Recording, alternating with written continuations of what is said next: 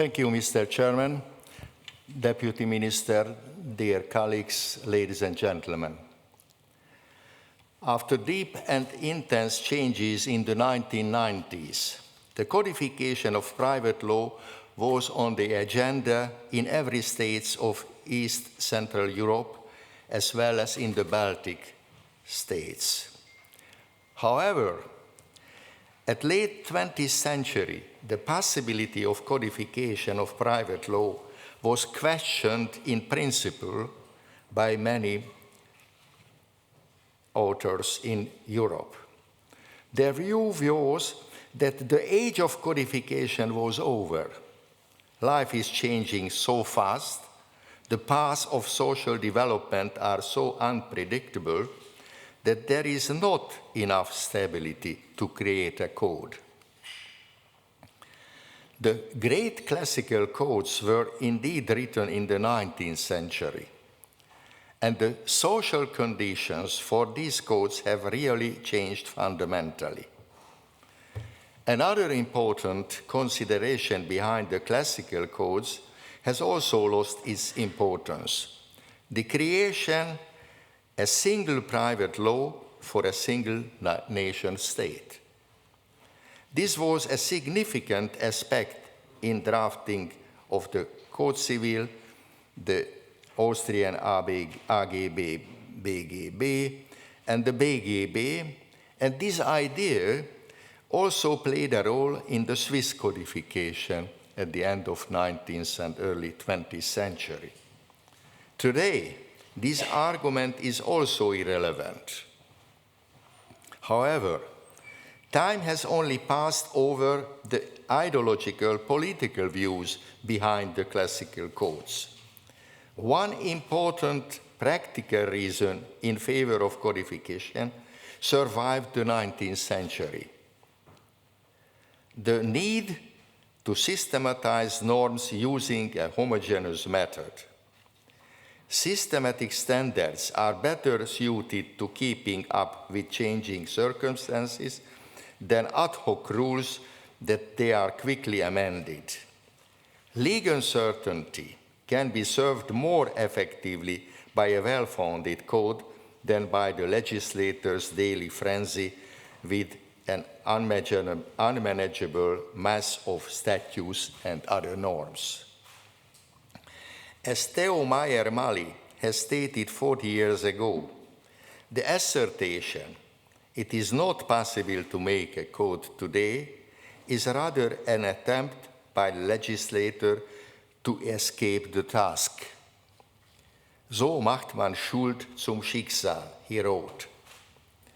In 1985, Carsten Schmidt published a lengthy study on the future of codification idea. Based on a careful analysis of the pros and cons, he also concludes that the Codex is a valuable form of legislation in today's circumstances. The post-socialist countries were also encouraged by the successful codification in the Netherlands. After 4 decades of non-democratic governments and misguided policies that resulted in economic and social deadlock, the post-socialist countries set out on the path of a social order based on private property and free enterprise.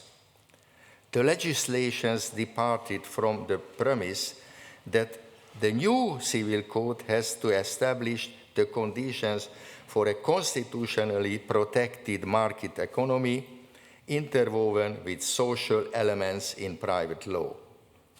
The code primarily lays down the legal frameworks for property transactions, but it intends to provide protection also for the personality rights of individuals and legal persons and personal relationships within the family.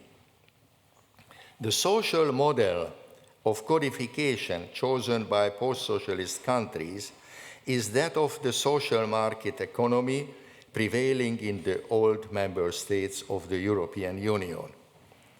The social model required the far-reaching acceptance of the private autonomy of owners, in particular the full recognition and protection of private property. This principle, as the first pillar of private autonomy, pervades the entire code.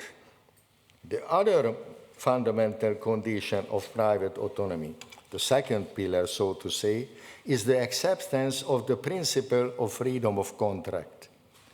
Any limitation to this is justified only the extent of this is rendered indispensably necessary by the demand for social justice and is still possible under the conditions of free market competition. This equilibrium is not easy to achieve. The law governing consumer contracts in the most important field, which attempts to maintain this balance. The third pillar of private autonomy is the freedom of association, the demands of which are intended to be served by the institutions of associations, companies, and cooperatives, following the tested models of traditional private law legislations. The codification in the post-socialist countries took into consideration the legislation of the European Union, directly influences their reforms in several fields, for instance, in consumer contract law, company law, and so on. Therefore, they intended to integrate the lasting core of the European Union private law into their codes as far as possible. However, the legislation did not try to build the entire corpus of the European directives into the code.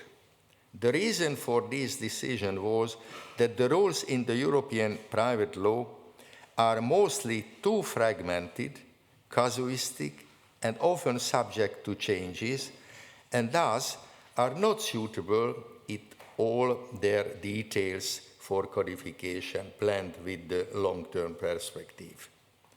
The codification in these countries, therefore, opted rather for the lesser evil by leaving some rules based on European directives in separate acts.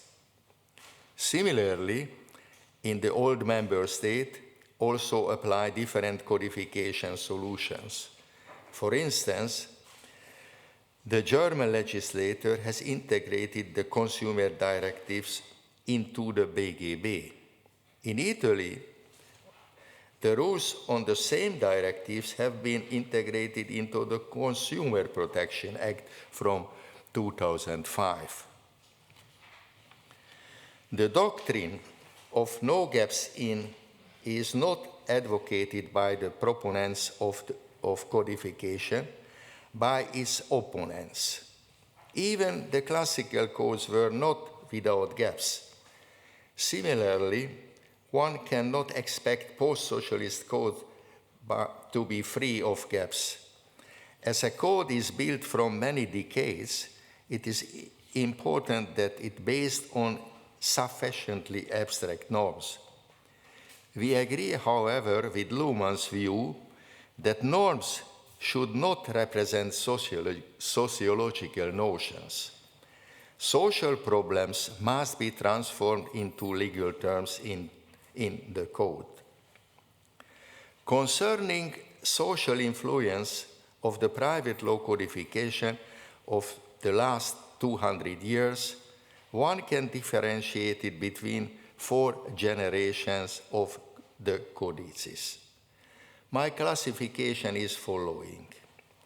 Classical codes, Code Civil ABGB, BGB, Swiss ZGB.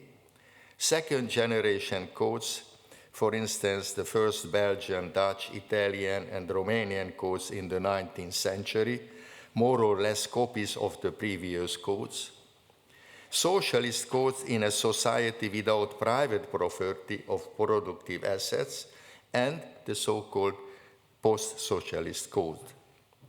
The codifications in Eastern Europe and the Baltic states from the last 30 years belongs to the fourth generation. These civil codes were born in the course of the historically late re-establishment of private property. Although the privatization of state property was affected by separate statutes, the new codes, the new civil codes, play an important social role, almost like the classical codes in the early 19th century. Dear colleagues, ladies and gentlemen, allow me dedicate my opening remarks to the memory of Professor Attila Harmati. Our career ran parallel from many decades, and his death last year is a painful loss for European jurisprudence, for Hungarian private law, and for me personally. Thank you very much.